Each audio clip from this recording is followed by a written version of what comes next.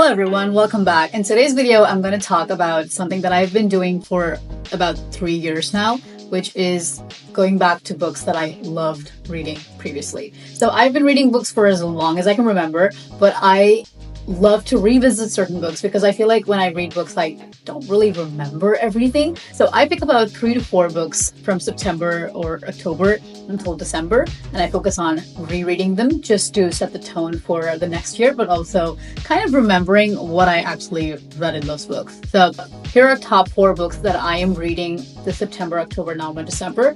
I did September, October, like a kid.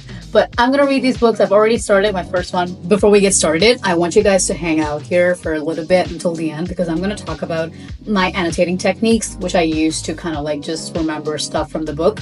I do have book tabs, but I also think there are certain ways that you can remember things. So stick around for that. So let's get started with the first book. First up, we've got, this is a famous book. Okay, a lot of people have read this book and it's a really good book. So if you don't know this, you definitely have to read it. So the book is called The Metamorphoses by Franz Kafka.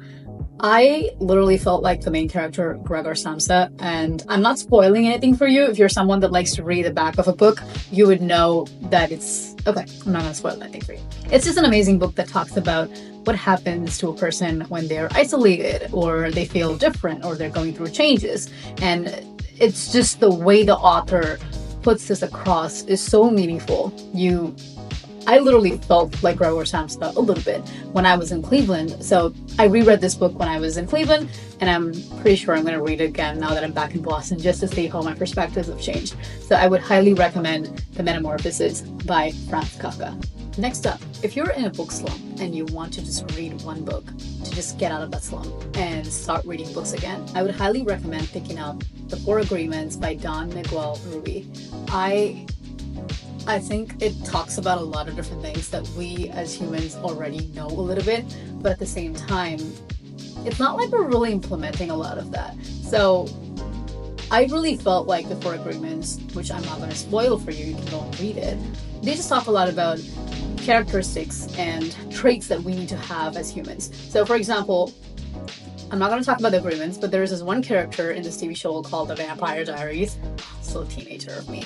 But there's one character called Elijah Michelson who always keeps saying, I give you my word. And that always made me think, who cares? What word? What if you're lying? And they made it seem like this big deal that if this character gives their word, it means it holds some weight to it. And they talk about that in this book.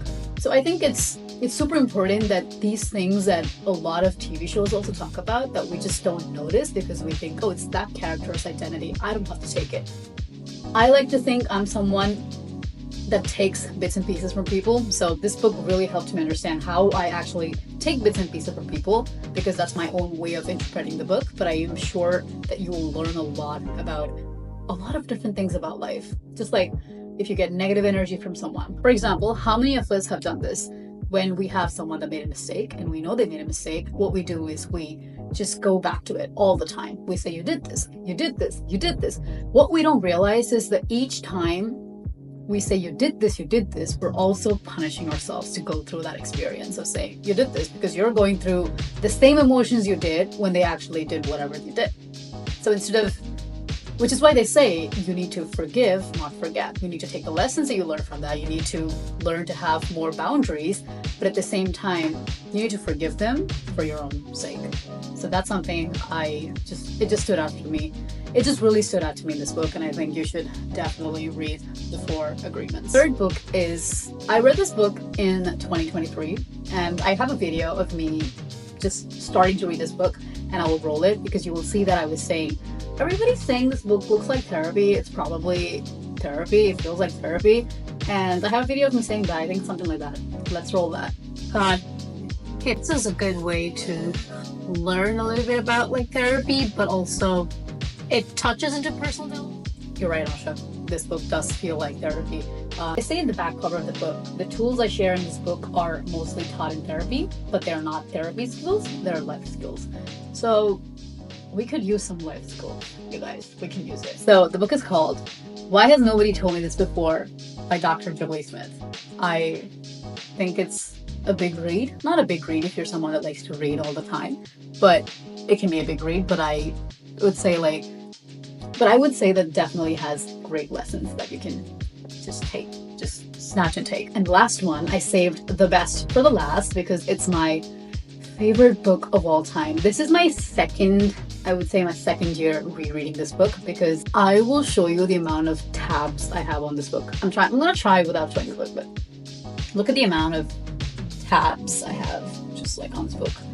The book is called The Almanac of Naval Ravikant. There's a scene in Brooklyn Nine-Nine, which is a TV show, where the character Gina says, "If I die, turn my tweets into a book." That's literally what Eric did that with this book. He literally did that with this book. So it has so many great lessons. I finished it in one night, but I think it's worth a reread every single year. So it's my second year rereading it. And I'll tell you one thing that I was really struggling with for a couple of years, which is I used to watch people get jealous of others, and I'm not a jealous person because I always get what I want. So I've never been jealous of somebody else, which is a very cocky statement to say. Maybe I have been, I don't really know on a big scale level, but I've literally seen people ruin their mind and their peace because of someone else getting something that they wanted. So what I really didn't understand was how to convey that you don't have to do this. Just to say it in a way that wouldn't hurt their ego, but still wanting to say that it's okay. So what I learned from this book is a statement that I will literally tell anybody if they come up to me and say, "I'm jealous of this person. I can't believe they got this. I deserve this more than them." What I will end up saying to people that are jealous is, if you're not ready to swap your life 100%, 24/7, wholesale with someone else, why be jealous of them? Why be jealous of them? This to me is extremely profound. Like, it's extremely profound to me. And I think it's one of the biggest lessons I took away from this book. Just being able to communicate that, being able to put that across. This book, you guys, you have to read it. You can see how many tabs I have, so definitely go read this. But I did tell you guys that we'll talk about annotating techniques, and we're gonna do that right now. What I like to use is ReLuquent. R stands for resonate, I stands for idea, L stands for lesson, Q stands for quote, N stands for new perspective, and T stands for tasks. So what does all of this mean? So many things. Resonate is something that I would have been through myself, or something that I've thought about.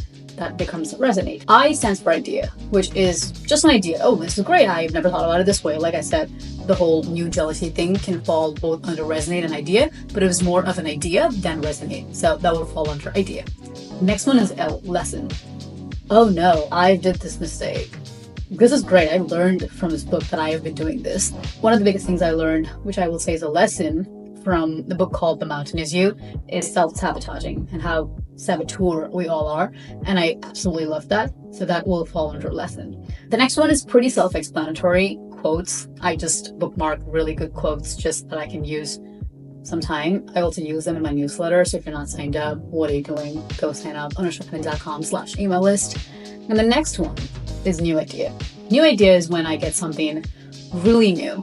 Like, whoa, okay, I can implement this, something I can actually implement. I like this. I like this mindset. I like this thought process, something I can actually implement in my life. That becomes new perspective. And the last one is task, when they give you a list of checklists of things like, try doing these 10 things. I'm like, okay, I'm gonna mark them.